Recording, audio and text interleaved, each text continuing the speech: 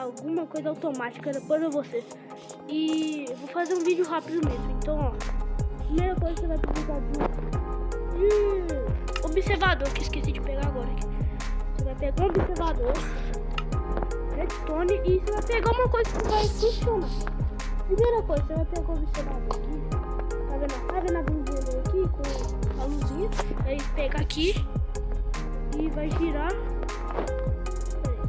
em volta. Vai girar em volta sempre.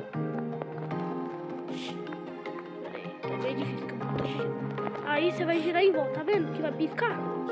Aí você vai esticar ele, coloca não liberador, mas eu vou cortar o vídeo rapidinho. E peguei aqui, aí você levanta aqui, você vai, tá vendo que vai funcionar, aí você coloca o fogo. E isso que eu ensino pra vocês. Falou!